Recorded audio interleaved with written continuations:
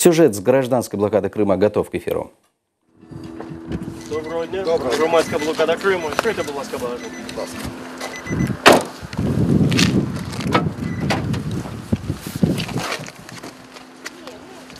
Відкрийте задні двері, будь ласка, багажник.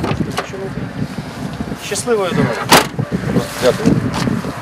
Наиболее интенсивное движение автомобилей на пропускном пункте Каланчак. Здесь дежурят активисты правого сектора батальона «Херсон», с ними также правоохранители. За день проезжает более сотни автомобилей. Обустроили на блокпосту и своеобразную информационную доску с правилами провоза продуктов на полуостров. Нет, мы на человека пропускаем, 50 килограмм на человека. В принципе, это все согласовано со штабом. Есть инструкция, которая, каждый проезжающий может с ней ознакомиться. Командир блокпоста с позывным «Самурай» рассказывает, если все же люди везут сверх нормы, ищут и другие варианты. Оставляют какую-то часть груза, скажем так, на хранение. Потом по возвращению по расписке она выписывается в 2 экземплярах. Они обратно получают свои вещи и не возникает вообще никаких проблем. Это больше относится именно к тем людям, которые за короткий срок едут туда и обратно. Вот эти люди едут из Крыма на материковую часть за деталями для мельницы. Спрашивают, смогут ли их провести. 50 кг – це на продукцію. І 50 кг на автомобіль в бік Криму. Це саме продукція.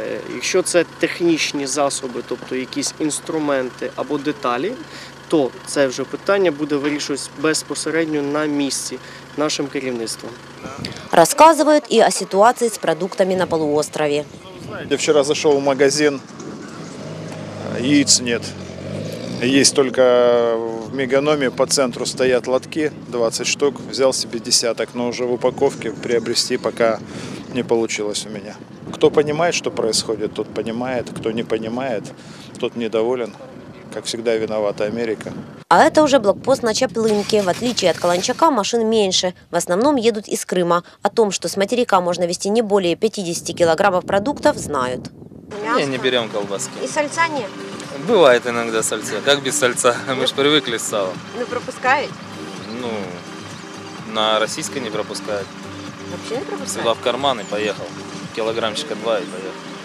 Сейчас на Чаплынке занимаются обустройством палаточного городка. Даже построили настоящую баню. Активист с позывным «Сусел» в обычной жизни строитель. Свои умения применил и на блокаде. Ну и вышла банька. Установили буржуйку, обложили кирпичом, утеплили. С поддонов. Все это сделано с поддонов обыкновенных. Они разбивались у нас. То есть обились внутри баннерами, пленкой, минватой обложили, пленкой понаружи. Все глинкой, по-старинному сделали, кирпич обложили красной глиной, положили немножко камней, чтобы они грелись, отдавали тепло и держали дольше.